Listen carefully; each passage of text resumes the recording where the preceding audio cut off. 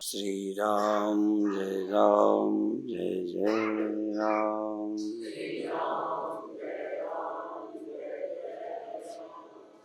श्री राम जय जय राम।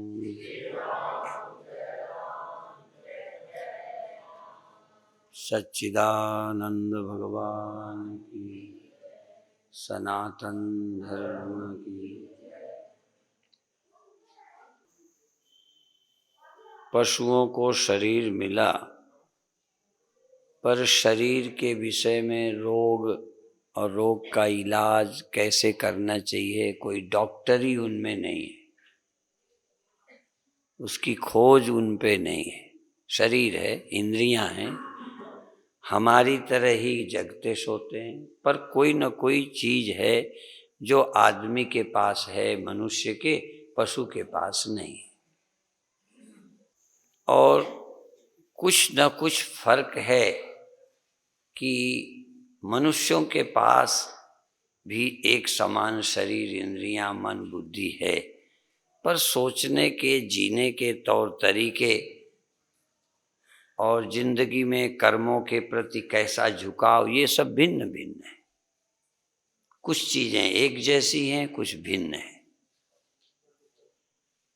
कुछ लोगों को खाते पीते बुरे काम करते देख के एक के बच्चे के मन में आता है वही हम करेंगे। दूसरा बच्चा उनको भी देखता है और न खाने पीने वालों को देखता है, वो खाने पीने वालों की नकल नहीं करता, न खाने पीने वालों की तरफ चलता है। ये जो भीतर से चुनाव का फर्क है, ये पता नहीं कब आया, कैसे आया, क्यों आया। एक वातावरण में रखने पर भी एक बच्चा दूसरे रास्ते जाता है, एक दूसरे रास्ते चला जाता है। ये अंदर से कोई प्रेरणा है, जन्मों जन्मों के संस्कार हैं, प्रभु की कृपा है। दावे से नहीं कह सकते हम, क्योंकि सब कुछ ग्रंथों ने लिखा है। एक आध जगह ये भी लिखा, शायद युधिष्ठिर का वचन है, धर्मराज युधिष्ठिर का, जानामि धर्मम न च मे प्रवृत्ति, जानाम में अधर्मम न च मे निवृत्ति। मैं धर्म जानता हूं पर प्रवृत्ति नहीं होती। कई चीजें लगता है ये अच्छी हैं, पर नहीं मन मानता, नहीं करता, नहीं चल पाता। और जानता है अधर्म है, ये पाप है, फिर भी पता नहीं क्यों आदमी उधर झुकाव लेता है। कभी कभी तो दुर्व्यसनों में, दुर्गुणों में, दुराचार में फंसे व्यक्ति पर नाराजगी भी आती है और कभी कभी तरस आता है। जब वो अपनी मजबूरी बताते हैं, क्या करें, हम छोड़ना चाहते हैं पर छोड़ नहीं पाते। जैसे विषयों ने हम पर पूरी काबू पा ली है। जैसा कि हम शराब के उदाहरण से पहले बोला करते हैं कि पहले मनुष्य शराब को पीता है, उसकी मर्जी, उसकी चॉइस है। पहले कोई आदत नहीं है, नहीं पीता तो बहुत आसान था, कोई दिक्कत ही नहीं थी, पीने की कभी जरूरत ही नहीं पड़ी। पर किसी कारण से सुनकर, देखकर, कुसंग में पढ़कर जब मनुष्य पीने लगता है, तो पहले तो मनुष्य की अपनी मर्जी थी, पीता न पीता। हाँ, ये जरूर है कुछ लोगों के कहने से थोड़ा झुकाव 1-2% बना होगा, चलो देख लेते हैं। और शुरू में ये भी सोचा होगा कि शुरू में पिएंगे और गड़बड़ करेगी तो छोड़ देंगे। ऐसी बहुत बातें हैं। जुआरी सोचता है कि हारने लगेंगे तो छोड़ देंगे, मिल गया तो अच्छा है।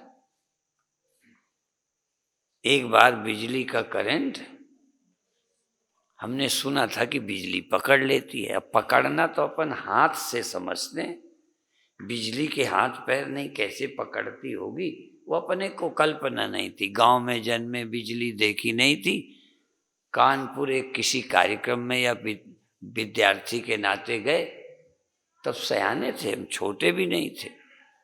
मुझे लगता है 17 वर्ष के होंगे, तब तक बिजली से अपन परिचित नहीं थे।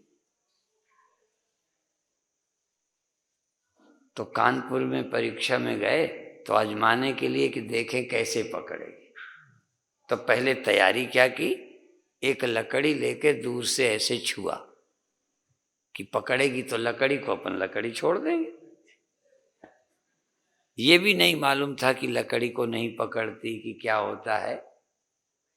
तो ऐसे करा, जब नहीं पकड़ा तो हमने उंगली भी लगा दी, पर दूर से ऐसे कि पकड़ेगी तो खींच लेंगे, पर पकड़ लेती तो अब पता है खींच नहीं पाते। लेकिन अंदाज तो अपने ढंग से लोग लगाते हैं। ये उदाहरण इसलिए दिया कि जैसे बिजली के लिए हमने सोचा पकड़ेगी तो छोड़ देंगे, हाथ हटा लेंगे, और वो भी दो तरह का करंट होता है। एक तो मारता है झटका, तो खुद ही हाथ यूं हो जाता है। एक दो बार हमने माइक पकड़ा तो झन्न से ऐसे वो हाथ यूं हो गया, अब पकड़ने वाली होती तो इतने में चले गए होते। हमको ज्यादा अभी भी मालूम नहीं है, पर ऐसे ही कई लोग व्यसन भी शुरू में आजमाने की तरह करते हैं कि देखें भला क्या होगा, फिर उसके शिकार हो जाते हैं। दुनिया में लाखों लोग हैं जो उसे नहीं करते और बचने का उनमें स्वाभाविक क्षमता थी, पर पता नहीं कैसे कुसंग में पड़ के ये आदमी आजमाने के चक्कर में बहुत बिगड़ जाते। ना आजमाते तो कई चीजों की आदत ही ना पड़ती। सचमुच में विदेश में गया, अब तो ज्यादा उम्र है इसलिए चक्कर में नहीं आया। एक मित्र वहां मिले, कहने लगे पी के देखो एकदम स्वर्ग चले जाते हैं। कोई नशा था, वो नशा लेने से कहते एकदम क्या वृत्ति बन जाती है, क्या आनंद मिलता है। और ये भी कहते थे आदत नहीं पड़ती, मैं चाहूं तो करूं चाहूं तो ना करूं, पर हमने कहा नहीं ऐसे ही ठीक है। बस वही एक होता है कि जब व्यक्ति किसी के कहने में आ जाता है। ऐसे ही हजारों काम। अब जहां सारी चीजें गंदी देखने को मिलती हैं तो बच्चों का झुकाव बन जाता है, पर फिर भी पहले हमारे हाथ में है। इसलिए मैंने कहा पहले मनुष्य स्वयं शराब पीता है, फिर वो नहीं पीता, जो अंदर वाली शराब की आदत और नशा है वो मांगती है, फिर शराब शराब को पीती है। व्यक्ति कमजोर हो गया, शराब मांगती है शराब को, फिर शराब शराब को पीती है, फिर कुछ दिनों के बाद तो व्यक्ति रहते ही नहीं है, फिर शराब मनुष्य को पी जाती है। यही बात भक्ति में भी है। पहले भगत भगवान का भजन करता है, फिर भगवान भगवान का भजन करता है, फिर भगवान ही भगत का भजन करता है। भगत रहते ही नहीं, भगत को भगवान हजम कर जाता है। भक्ति करते करते भगत भगवान में खो जाता है, भक्त नहीं रहता। पहले भक्त भक्ति करता है भगवान की, फिर भगवान ही भीतर का जो चस्का है भक्ति का वो भगवान, धीरे धीरे भजन करते ही नहीं, वो तो जीवन बन जाता है, स्वभाव बन जाता है, जिसको लोग बोलते हैं अनाहत या अजपा। बिना जपे बिना चाहे होता ही रहता है। जैसे अभी हम लोगों को काम क्रोध लोभ आदि कहते हो कि हम करते हैं, करते वर्ते नहीं हो जाता है। नहीं तो कितने बार निर्णय लिया कि क्रोध नहीं करेंगे, तुम करते होते तो ना करते। वो तो ऐसी आदत पड़ जाती है कि स्वाभाविक हो जाता है। जैसा कि मैंने अपना एक स्मरण बताया, हम बचपन से गांव में जन्मे, रामायण पढ़ते, माता पिता को प्रणाम करने का संस्कार था, प्रातः उठ के प्रणाम करते, कभी बाहर जाना होता तो प्रणाम करके जाते, जब लौट के आते तो पैर छूते प्रणाम करते। छोटी छोटी क्रियाओं का तब लाभ नहीं पता था, लेकिन अब लगता है कि इसका कितना मूल्य है। जिसके हम रोज श्रद्धा से पैर छुएंगे उससे लड़ नहीं सकते, जिसको हम पूज्य मानते हैं उसके प्रति ज्यादा बुरा नहीं सोच सकते। हम बहुत सयाने तक ये नहीं मानते थे कि हम काम के द्वारा पैदा हुए हैं। जब जानवरों को हमने देखा तो हमारे अंदर प्रश्न उठा कि ऐसे बच्चे पैदा होते हैं, काम वासना से पैदा होते हैं। हम सोचते थे हमारी माँ ऐसी नहीं हो सकती। बच्चों का मन बड़ा निर्मल होता है, बड़ा सरल होता है। यदि उनको बुरे संस्कार न दिए जाएं तो बच्चे जीवन भर बहुत अच्छे रह सकते।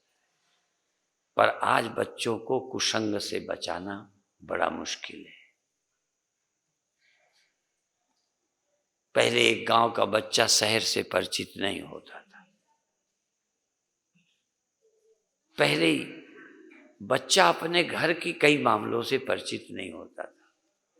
हम सन्यासी हो गए तब तक ये नहीं जानते थे कि 3 दिन स्त्रियां भोजन नहीं बनाती। नहीं, सन्यासी होने तक नहीं जानते थे।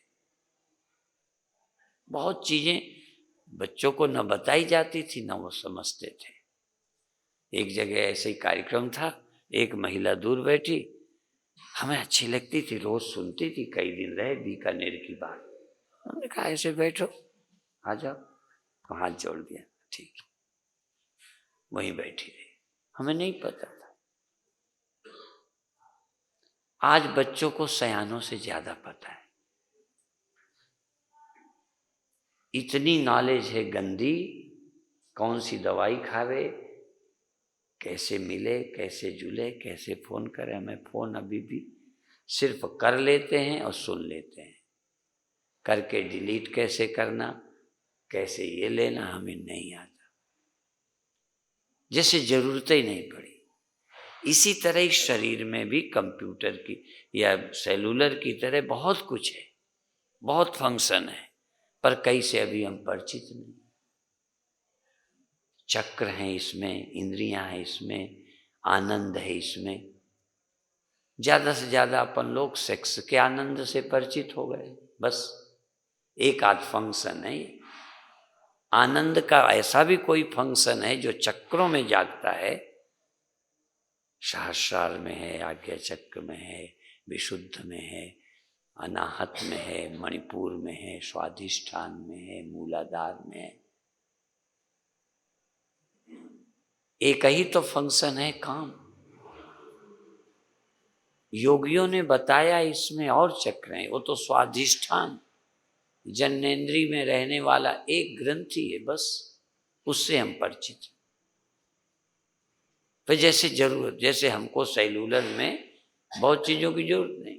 अभी अभी रोहतक में एक ने हमें एक सेलुलर दे दिया, उसमें फोटो लेने का भी। हमने कहा करेंगे क्या, सस्ता 2000 का, 1000 का, 3000 का मिलता, 4000 का मिलता, वो 9000 का दिया। हमने कहा क्या करेंगे, कीमती उनको शरीर चाहिए, कीमती सेलुलर जिनको फोटो भी लेने हैं और भी कुछ करना है जो हमें को करने ही नहीं, तो हमको तो साधारण वाला ठीक था। जैसे आम जीवों को जानवर का शरीर काफी, उसमें कम फंक्शन है।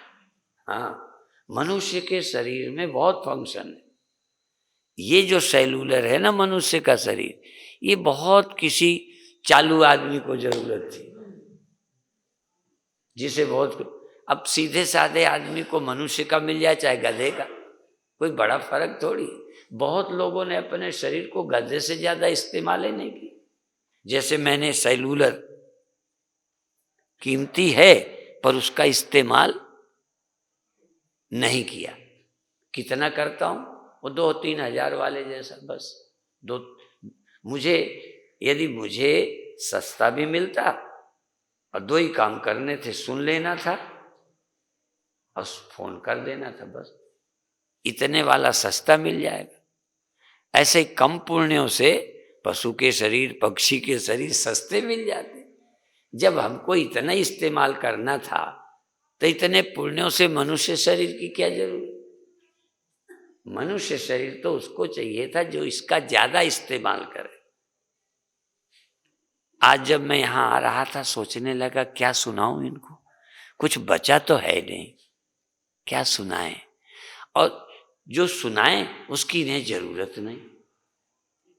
तो कभी कभी विवेकानंद की वो बात याद आई कि भाई अच्छा काम करो और भगवान का विश्वास करो, कल्याण होगा, ज्यादा चक्कर में ना पड़ो। बहुत मजहबों में बहुत ऊंची ज्यादा बातें नहीं बताई जाती। थोड़ा सा शरीर सदा नहीं रहेगा, ये तुम्हारा नहीं है, थोड़े दिन को मिला है, छोड़ना है, ये पक्का कर लो।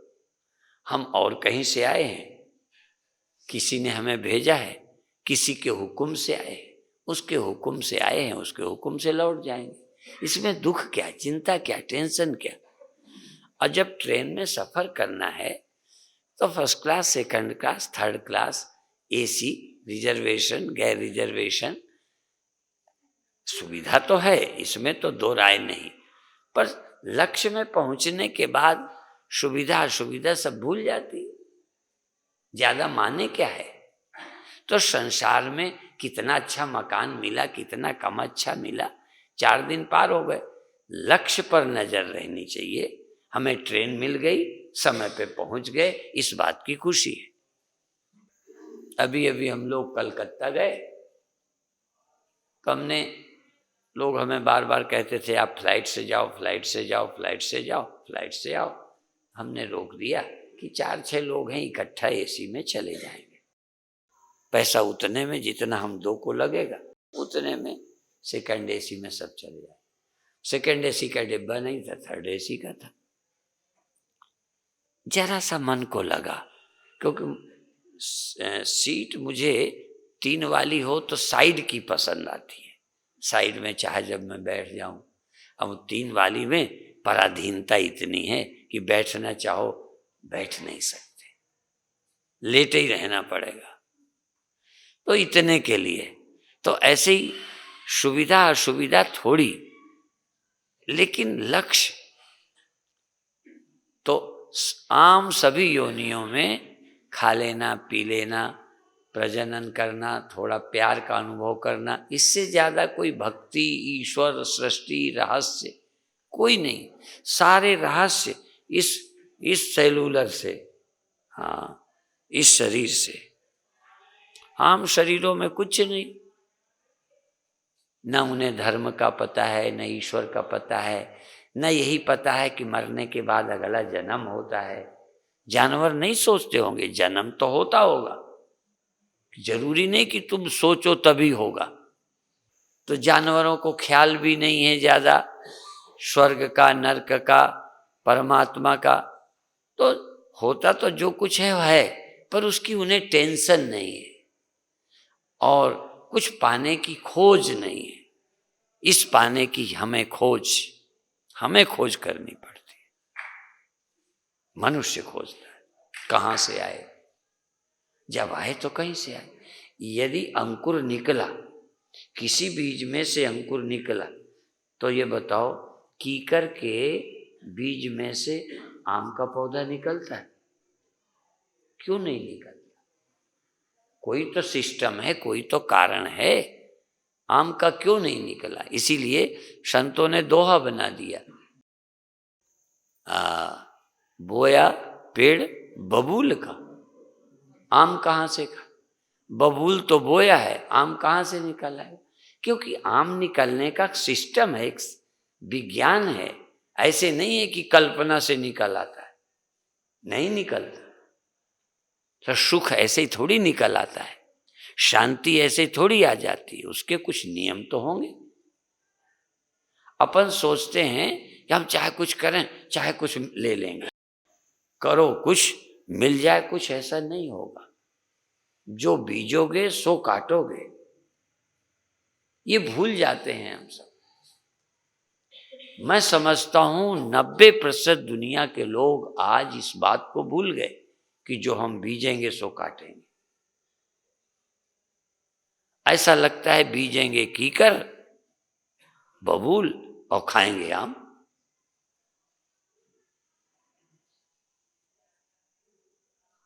शंकराचार्य ने एक जगह कहा है कि जो बीमार होता है, माता पिता दया कर सकते हैं, डॉक्टर बुला सकते हैं, पैसा खर्चेंगे, पर बीमार को दवा खुद खानी पड़ेगी। ये नहीं कि बाप दवा खाए तो फायदा मुझे हो जाए।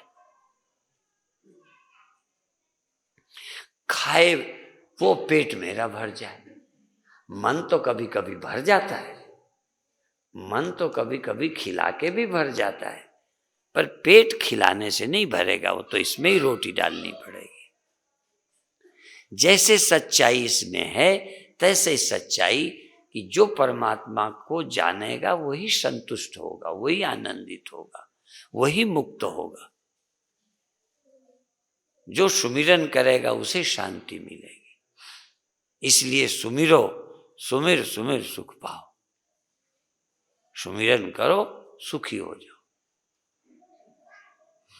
सब सुखदाता राम है, दूसर ना इनको, कह नानक। और भी बताएं।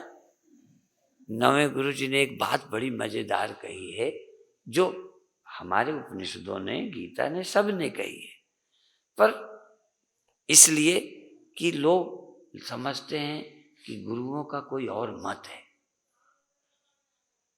गुरुओं का मत बिल्कुल वेद के विपरीत नहीं, केवल थोड़ा सामाजिक जाति आदि की दूरी जो इस समाज को नुकसान पहुंचाती थी।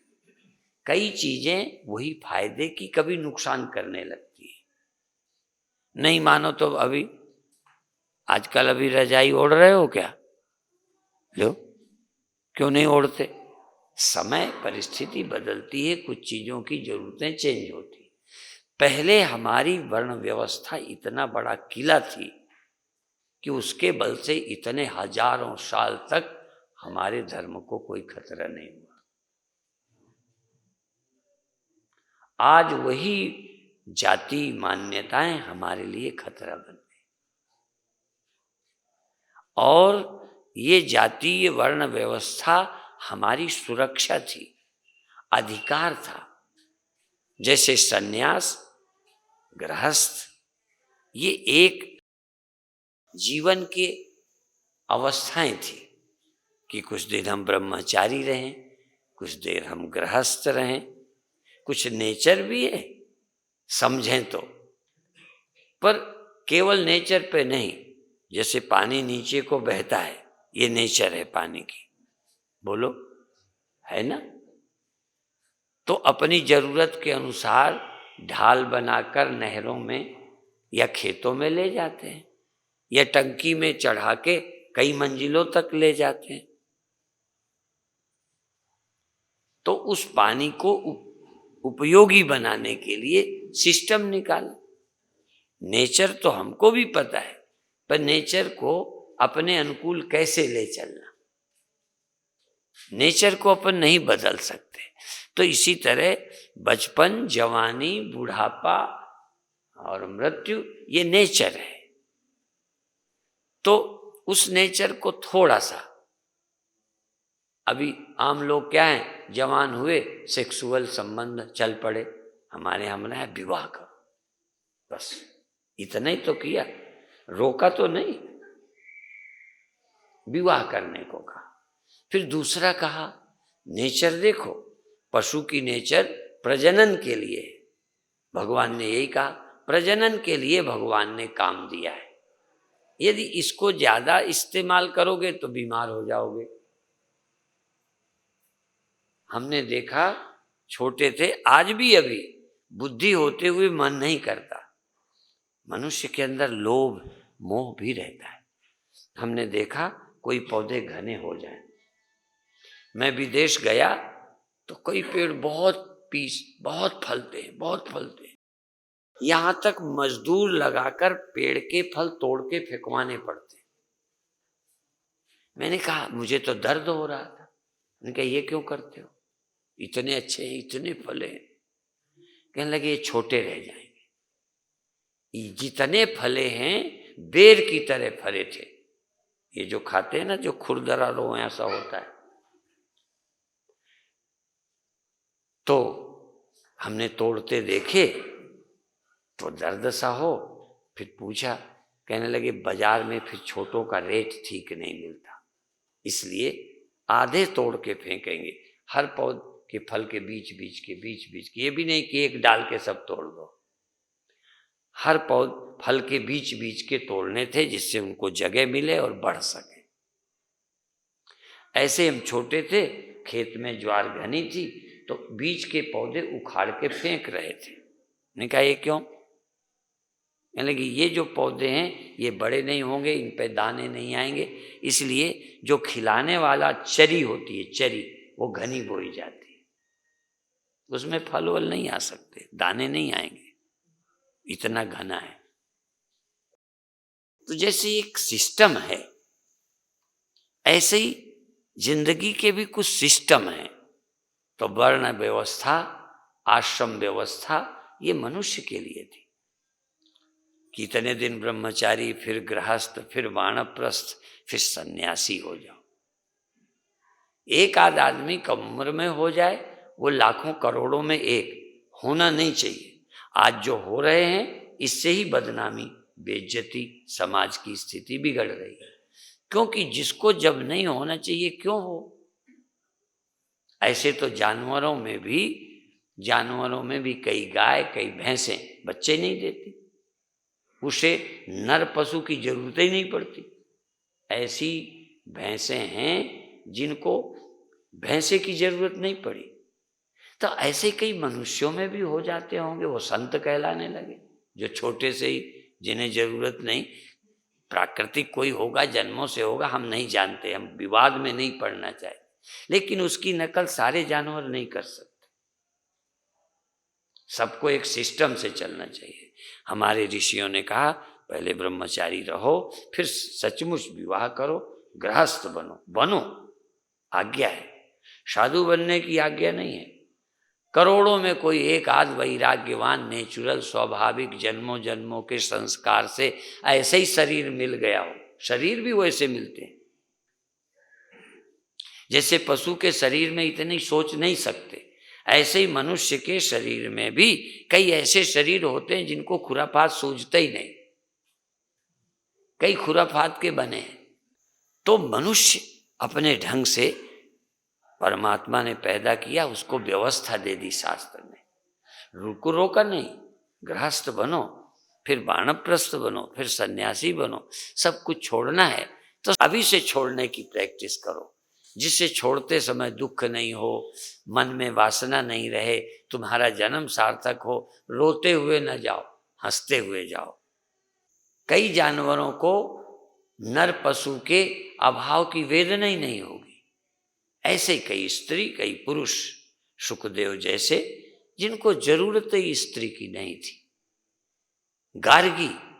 गार्गी जैसी, जिसको किसी पुरुष की जरूरत ही नहीं थी। लेकिन हम सब गार्गी नहीं हैं, हम सब सुखदेव नहीं हैं, हम सब जड़ भरत नहीं हैं, और न बनने की चेष्टा करो। आप तो एक रास्ते से चलो। ये नकल से भी गड़बड़ियां पैदा हुई। उसकी नेचर को देखते उसको रास्ता दे देना चाहिए। उसी तरह इसलिए मिलिट्री में कौन जाए? जिसके अंदर इस तरह के सोच हो। हम सबको मिलिट्री में भर्ती कर दें तो और चौपट कर लें, लड़ाई होने लगे तो अपन ऐसे ही हार्ट धक धक होने लगे, लड़े कौन? अभी इनमें से मैं खड़ा कर दूं।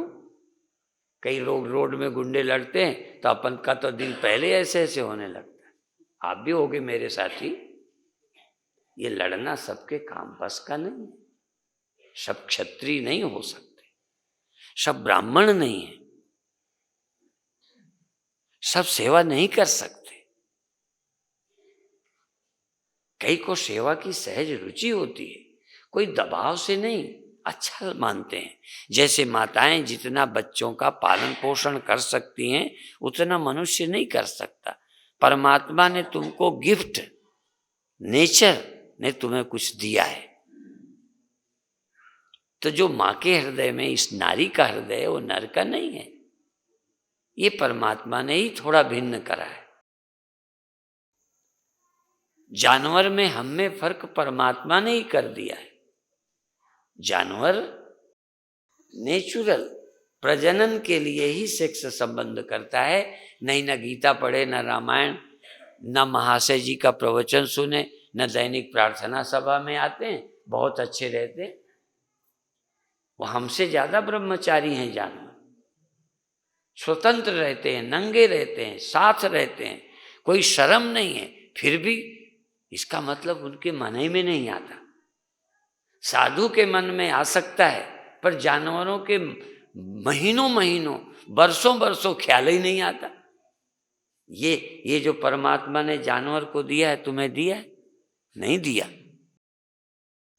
और क्या बताऊं, तुमने जानवर को देखा है, चारा खा लेता है, आराम से बैठे जुगाली करता है, पेट का चारा मुंह में ले आता है, चबाता रहता है, फिर निकल जाता है। आप जुगाली कर सकते हो। इसलिए मनुष्य को नेचुरोपैथी वाले, खाने वाले कहेंगे चबा चबा के खाओ, चबा चबा, क्योंकि तुमको जुगाली करने का अधिकार नहीं है। यदि तुमने जल्दी जल्दी खा लिया तो पेट खराब हो जाएगा, जल्दी जल्दी खाया तो रक्त सही नहीं बनेगा, रोगी हो जाओगे। जानवर तो जुगाली कर लेगा, तुम थोड़ी कर सकते हो। और इसीलिए कुत्तों को शास्त्र नहीं चाहिए, गधों को शास्त्र नहीं चाहिए, क्योंकि नेचर ने उनको वैसा बना दिया है, वो स्वयं संयमी रहते हैं। जानवर बीमार होता है, जुगाली नहीं करता, चारा नहीं खाता, अपने आप ठीक हो जाता है।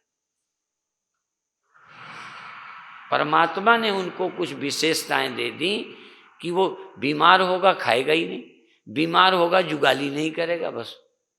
जानवर की पहचान है जुगाली नहीं करे, समझो बीमार है ये, अपने आप ठीक हो जाएगा। 2-3 दिन खाएगा नहीं, जुगाली कर, बस फिर ठीक हो जाएगा, फिर जुगाली करने लगेगा। तो मनुष्य और पशु जन्म से भिन्न है, और मनुष्य में भी थोड़ा थोड़ा फर्क है। कोई रजोगुणी है, कोई तमोगुणी है, कोई सतोगुणी है। तो सब न तो ब्राह्मण हो सकते हैं, न सब क्षत्रिय हो सकते हैं, न सब वैश्य हो सकते हैं, और तीनों की मिली जुली नेचर, हाँ, कोई सब कुछ कर सकते हैं। जरूरत पड़ जाए तो क्षत्रिय भी, जरूरत पड़ जाए तो ब्राह्मण भी, जरूरत पड़ जाए तो बनिया भी, सब काम कर सकते हैं, कहीं में है। ये हमारे जो ऋषि हैं, एक समय जो ये व्यवस्था दी थी, नेचर को देखते हुए ही दी थी। आज चूंकि वर्ण नहीं है, आश्रम नहीं है, धर्म भी नहीं, क्योंकि वर्ण नहीं, आश्रम नहीं तो धर्म नहीं, ये भी बता दें। धर्म की ही देन ये सब है, धर्म ही ने हमें सब दिया है। धर्म नहीं है तो पति नहीं है, पत्नी नहीं है। धर्म नहीं है तो एक पशु समाज है, एक गाय समाज है, एक गधों का समाज है, एक घोड़ों का समाज है, शेरों का है, बकरियों का है, सांपों का है तो एक बड़ा लंबा समाज, पर परिवार नहीं है।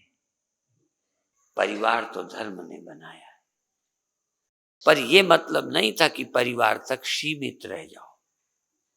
परिवार को बढ़ाया, वसुधैव कुटुंबकम। तो जैसे शरीर को 4 भागों में बांटा, उसका नाम है ब्रह्मचर्य, गृहस्थ, वानप्रस्थ, सन्यास। ऐसे ही मानव जाति को 4 भागों में बांटा, उसका नाम है ब्राह्मण, क्षत्रिय, वैश्य, शूद्र। 4 भागों में मनुष्य को बांटा। क्यों बांटा? परमात्मा ने शरीर के अंग बांटे। जानवर को 2 हाथ नहीं दिए, 4 पैर दिए। आपको 4 पैर दिए, 2 हाथ 2 पैर, चारों हाथ भी नहीं, 4 हाथ भी नहीं दिए। अभी तो हमारे यहाँ कल्पना में है कि भगवान विष्णु के 4 हाथ थे, दुर्गा के जितने कितने, हाँ 8, और भी ज्यादा हमने सुने। तो बहुत हाथ होते जाते हैं। सेवा करने वालों के हाथ बढ़ते जाते हैं। जितना ही सेवा भाव हो, जैसे ताकत आ गई, हाथ बढ़ गए, और पड़ोसी के हाथ भी अपने होते चले जाते। महाशय जी के बहुत हाथ हैं, हाथ बढ़ जाते हैं। अच्छे लोगों के हाथ बढ़ जाते हैं। अहंकारी के हाथ ज्यादा भी हो तो टूट जाते हैं, कट जाते हैं। अहंकारी के हाथ ज्यादा दिन टिकते नहीं, अपने ही तोड़ लेता है, और क्या जुड़ेंगे। इतने सिर थे कट गए, हाथ भी हो सिर भी हो कट जाते हैं।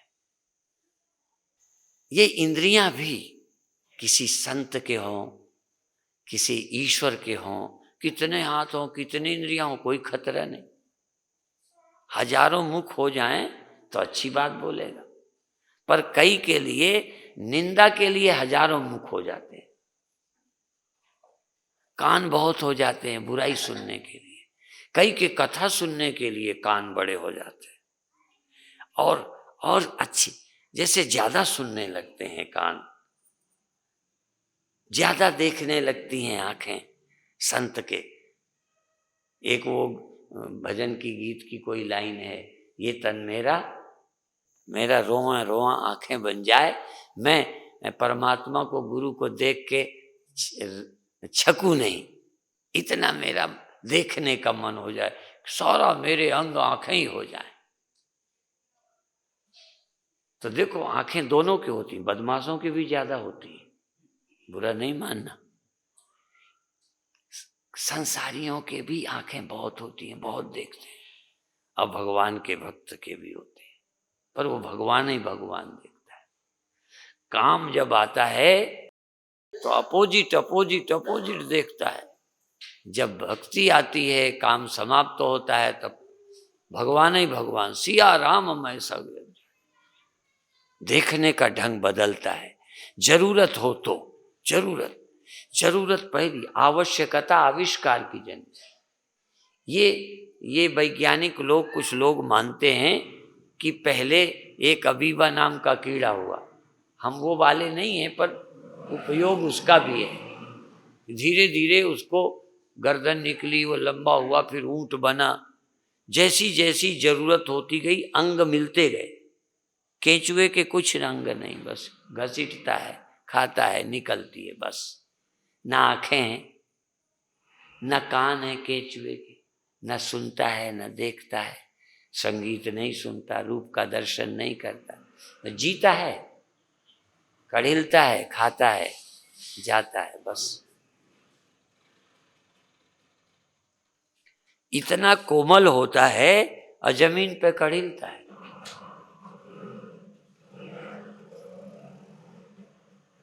क्या है? सब एक समान थोड़ी, सृष्टि में सबको एक समान नहीं कुछ मिला। मनुष्य होने पर भी सब कुछ समान नहीं है। आंखें हैं, वैसे ऊपर से देखें तो लगता है सब बराबर मिला है, नहीं मिला।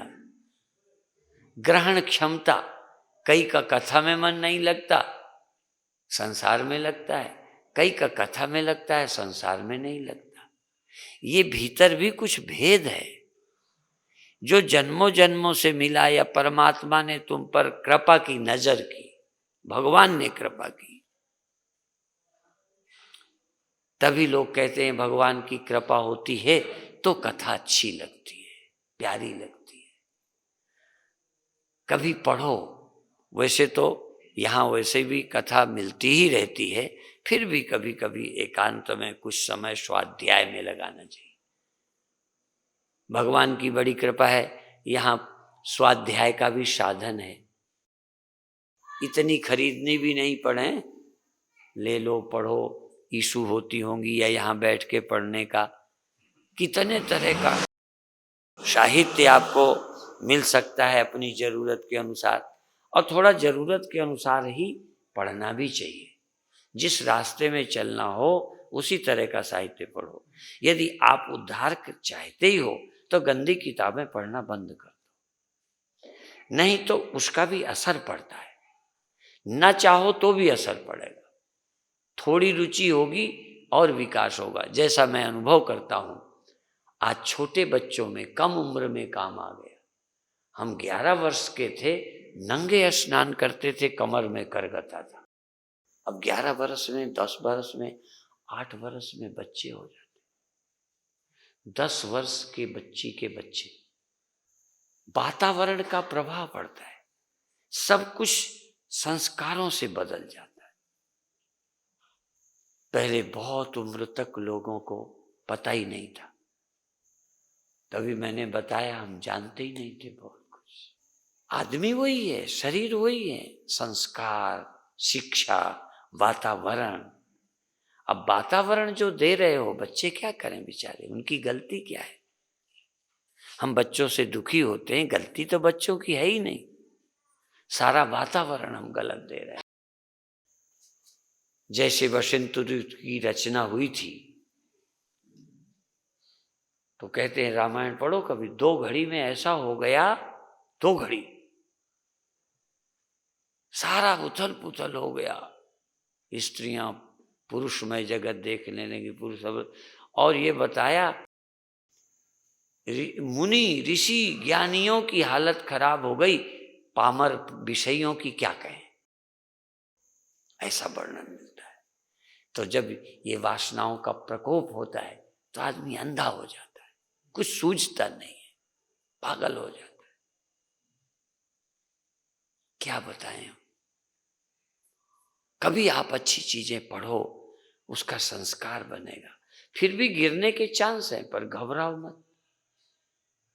उनसे अच्छे हो जो उठना ही नहीं चाहते। तुम पढ़ने गए हो, फेल भी हुए तो पढ़ने तो गए हो। जो पढ़ने ही नहीं गया वो कभी फेल होगा? बोलो। जो कुश्ती कभी नहीं लड़ा हारेगा?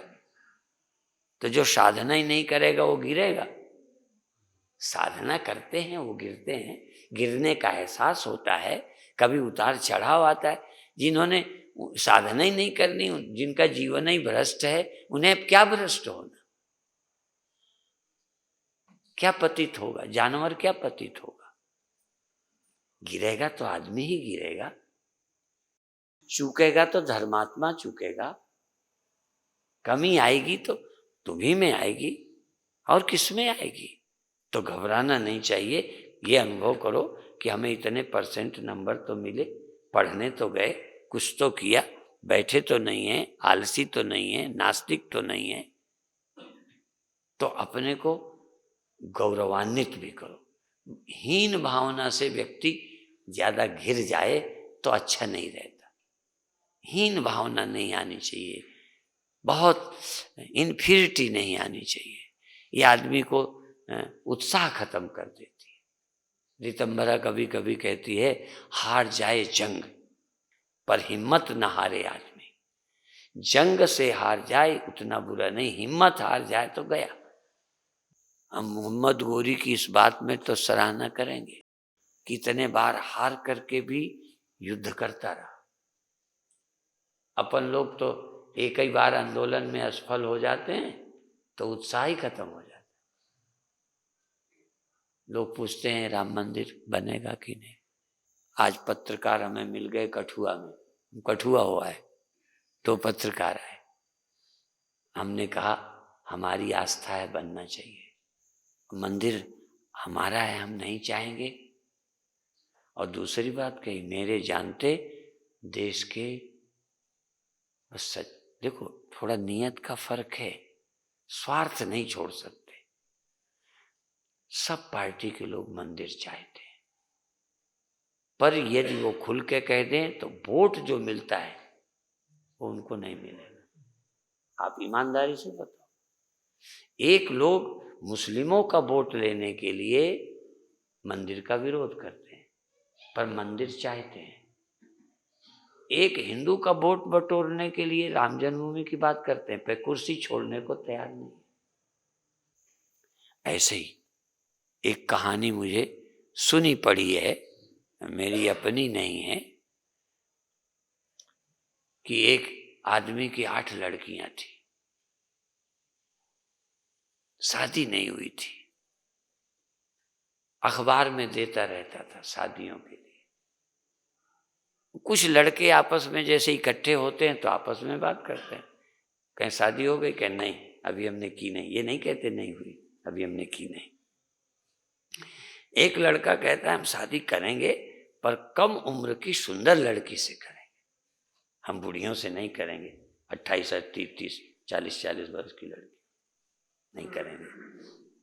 ऐसे करते रहे। अखबार में निकला तो वही जो कम उम्र की लड़की से शादी करना चाहता था वो अखबार पढ़ के गया मिलने, तो लड़कियां देखी, सबसे छोटी लड़की 18 साल की थी, 3-3 वर्ष का गैप था, तो 24 साल का फर्क होता था। तो एक 21 की थी, एक 24 की थी, एक 27 की थी, एक 30 की थी, ऐसे करके 40 तक थी। तो उसने दहेज 1 लाख मिलेगा 18 वाली में और 4 लाख मिलेगा 21 वाली में, 8 लाख मिलेगा उसमें, और उसमें तो लगभग 50 लाख का मामला था, तो 40 वर्ष वाली से कर ली। अब देखो 40 वर्ष वाली से जब ब्याह के आया तो लोग कहते यार तू तो कहता था मैं छोटी लड़की से करूँ। खैर एक ही इच्छा थोड़ी थी, एक तरफ छोटी से भी थी, कुछ रुपए की भी थी। अब रुपए वाली ने जोर मार दिया। हम एक इच्छा से नहीं, कई इच्छाएं रखे हैं। ये दो इच्छाएं, एक इच्छा हो तो इच्छा पूरी होती है। मेरे गुरु भाई बड़े मस्त थे, अब शरीर नहीं रहा।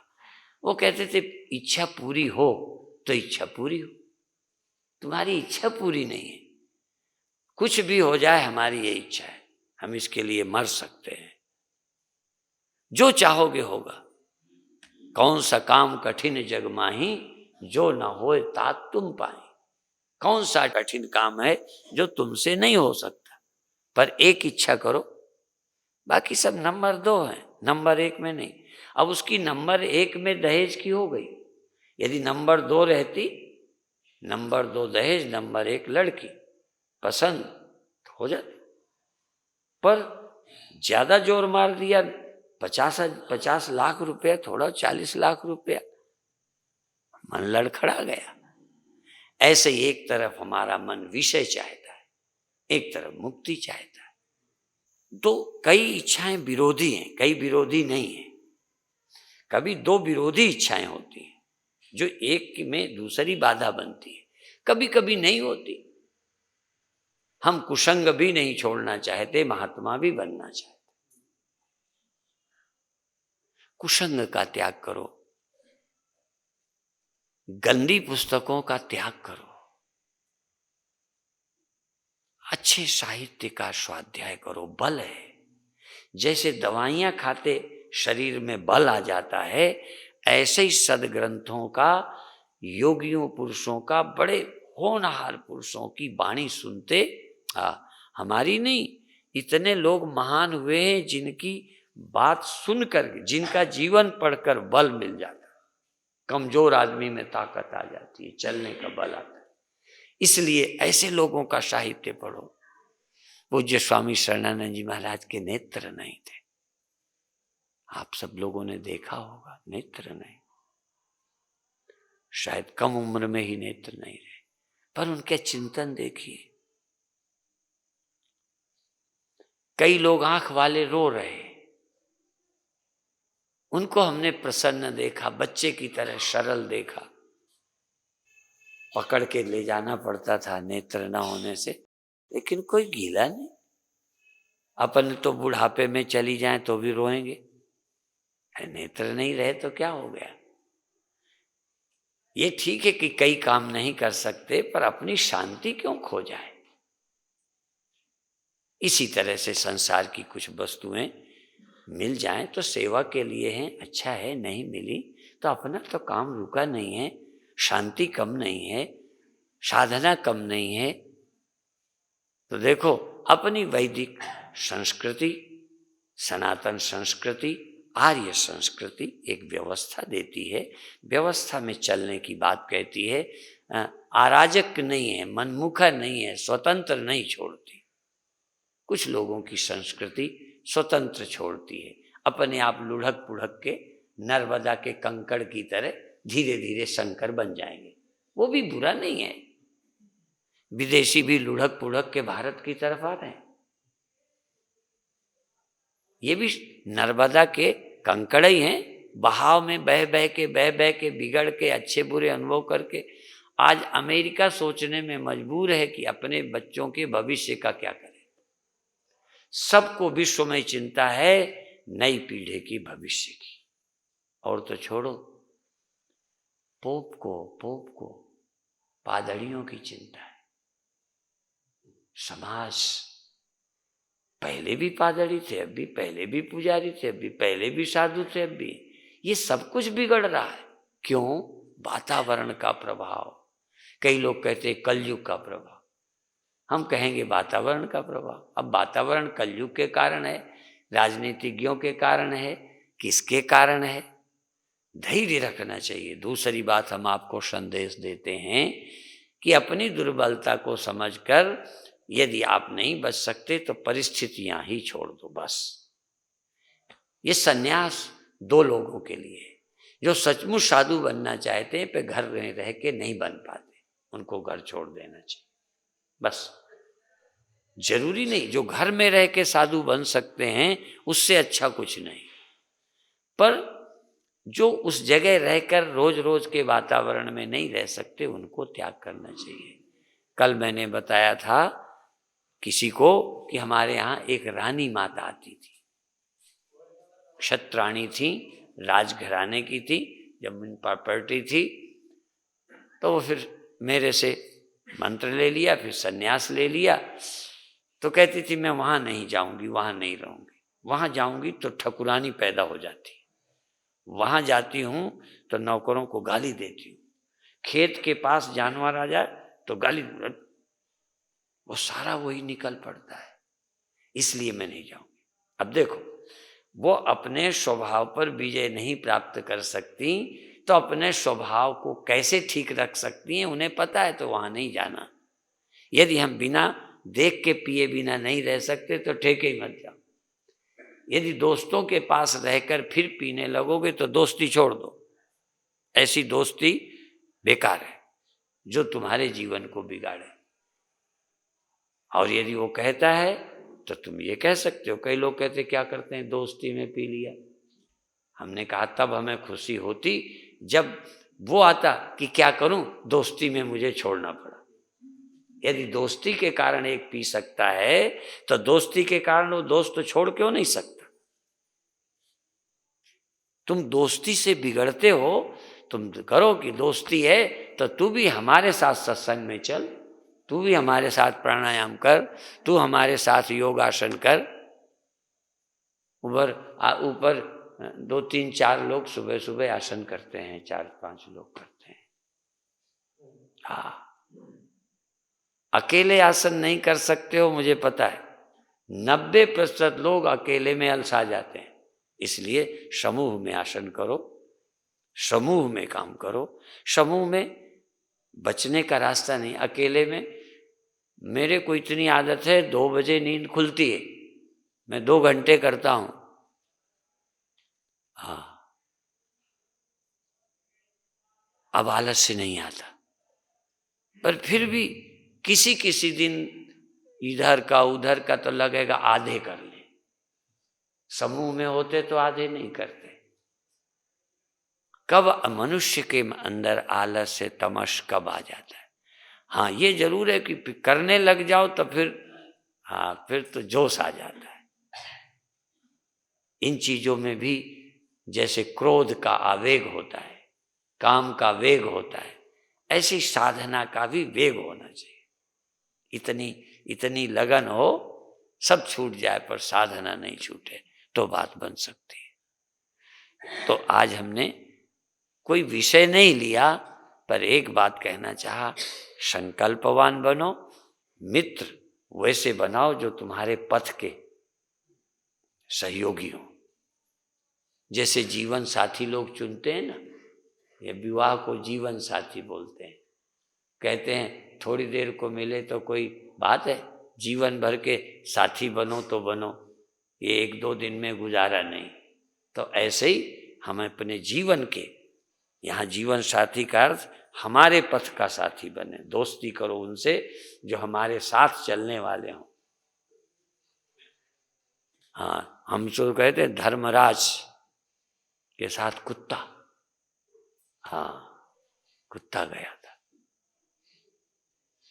ऐसे हमारा साथी, हमारे दोस्त साधना वाले हों, सत्संग वाले हों, त्याग वाले हों, तप वाले हों, बेकार की गंदी बातें करके हमारा दिमाग खराब करने वाले ना हो, तो मैं दावा करता हूं कि आपका जीवन बड़ी जल्दी बदल जाएगा। तो दोस्त चेंज करो, पुस्तकें चेंज करो, और पहनावा भी साधनात्मक हो। ड्यूटी में विद्यार्थी हो तो जो क्लास की ड्रेस हो वहाँ ठीक है, पुलिस वाले हो तो वो ठीक है। इसी तरह कोई ड्यूटी विशेष को छोड़कर हमारे कपड़े भड़कीले नहीं हो, साधनात्मक हो, स्वच्छ हो। स्वच्छ होना अलग है और आकर्षक होना दूसरी बात है। और हमारा पहनावा दूसरे के मन को भी ठीक करे, हमारे मन में भी गंदे ख्याल ना आए। हाँ, और उसकी छूट है, हमारे यहाँ स्त्रियों को सजने की छूट है, पर पति के लिए। इसीलिए जब विधवा होती थी तो श्रृंगार मना होता था। श्रृंगार की जरूरत नहीं, साधु को श्रृंगार की जरूरत नहीं। इसी तरह से हमको जिस रास्ते पर चलना है, तो हम आपके भाग्य की सराहना कहाँ तक करें और कैसे करें। आप तो समझो आश्रम में ही हो। जिस जगह एक आश्रम हो ना, उस गांव को समझना चाहिए हम आश्रम में रहते हैं। आश्रम का क्षेत्र, कुंभ का क्षेत्र, कुंभ का क्षेत्र भी पहले लोग हर की पेड़ी समझते थे। नहीं, कहाँ से लगाकर कहाँ तक गंगा को कुंभ क्षेत्र मानते हैं। ऐसे ही ये आश्रम ने, जहाँ तक यह वातावरण रहे या जहाँ लोग बैठे इस आश्रम से जुड़े रहें, जहाँ बैठकर लोग यही सुने हुए का स्मरण करें, इस तरह के साहित्य का स्मरण करें, सेवा का स्मरण करें। अभी आप सुन रहे हैं आगे गायों का प्रवेश। हाँ, गाय के प्रवेश को लोग तो कई लोग अपने घर पर जब प्रवेश करते हैं तो पहले गाय को ले जाते हैं। जैसे कई संत को, ब्राह्मण को, गीता को, ग्रंथ को, गुरुवाणी को पहले घर में ले जाएंगे, तब जाते हैं नए घर में। ऐसे ही गायों का प्रवेश, तो एक जगह जहाँ गायों का प्रवेश होगा, हमारे यहाँ उस जगह को दिव्य और पवित्र मानते हैं। गाय का तो सब कुछ दिव्य है, उसका मूत्र, गोमूत्र, गोबर, अब तो सबको लोग गोबर ही बोलते हैं, लेकिन सुअर की उसको कोई गोबर बोलता है? मनुष्य की बोलता है गोबर? हाँ, अब ये भी तर्क ही है, मनुष्य श्रेष्ठ है, मनुष्य का वो श्रेष्ठ नहीं है। गाय जानवर है पर उसकी वो श्रेष्ठ है। गाय जानवर है पर पूज्य। ये सनातन धर्म की वैदिक सोच, गाय पूज्य है, वंदनीय है, बेटी वंदनीय है, पूज्य है। और अब भी बता दूं, जो लोग पूज्य, तीर्थ पूज्य, पवित्र होते हैं, व्यक्ति पूज्य होते हैं, पिता पूज्य होते हैं, माँ पूज्य होती है, पूज्य का संस्कार, जगह पूज्य, तीर्थ, प्रतिमा पूज्य, भोग्या नहीं, पूज्य, माँ पूज्य, तो ज्यादा पूज्य भाव। एक समय था माँ को पूज्य, जो पूज्य होता है वहां हम गंदी नीयत नहीं रखते।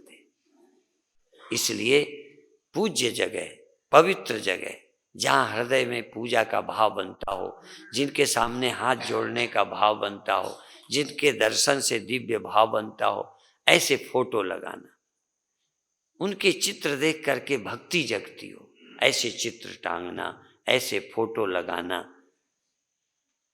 ऐसे ग्रंथ रखना जिनके लिए मत्था टेकना पड़े।